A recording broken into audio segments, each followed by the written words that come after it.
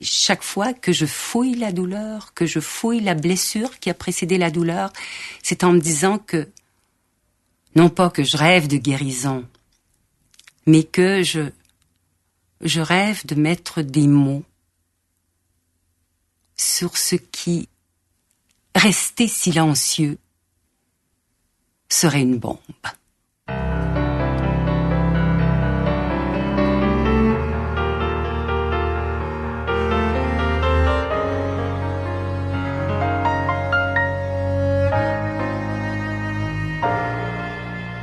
Comme toutes les ados de ce Québec-là, qui était le Canada français de l'époque, à la fin des années 50, début des années 60, j'ai eu des petits carnets noirs dans lesquels je prenais des notes, mais dans lesquels j'écrivais aussi des poèmes. Peut-être que c'était une façon de vouloir faire sortir de moi cette douleur sans nom qui m'habitait. Mais j'ai laissé tout ça de côté pendant plusieurs années. Peut-être parce que j'intuitionnais qu'écrire, c'était beaucoup plus complexe que je le croyais. Et que si je me mettais vraiment à l'écriture, j'allais aussi me mettre au cri.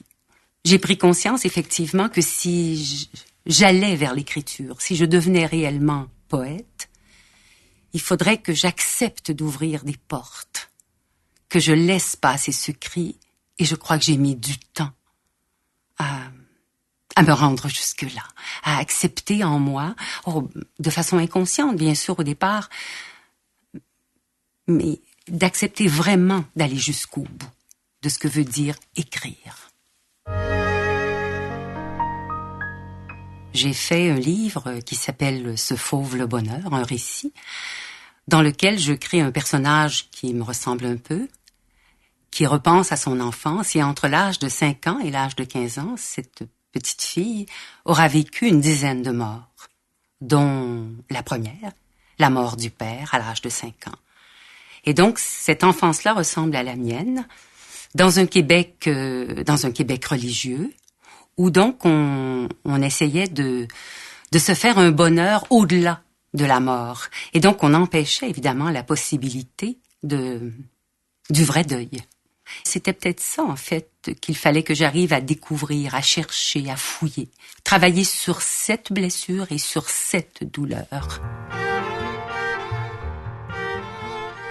Quand on fait un vrai livre d'artiste, on travaille avec un artiste, bien sûr, ou une artiste, parfois avec un ou une autre écrivaine. Et dans le cas de Jacques Fournier, par exemple, aux éditions Roselin, on travaille avec quelqu'un qui est un éditeur, mais qui est aussi un concepteur. Donc, on se retrouve à 3 ou 4 dans l'atelier de Jacques et on regarde une maquette, ou on défait la maquette, on la retransforme.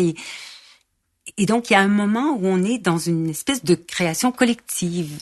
Alors, un travail qui ne nous appartient plus à nous seuls, qu'on fait avec les autres, et ça a donné des résultats qui sont très stimulants et qui, parfois, ont donné naissance, pour moi, à d'autres projets que je continue en solitaire. Je sais que quand on est poète, on est au plus près de soi et de l'autre, au plus près de l'écorchure, au plus près de sa voix, de ce qui bouge, de ce qui est en alerte en soi.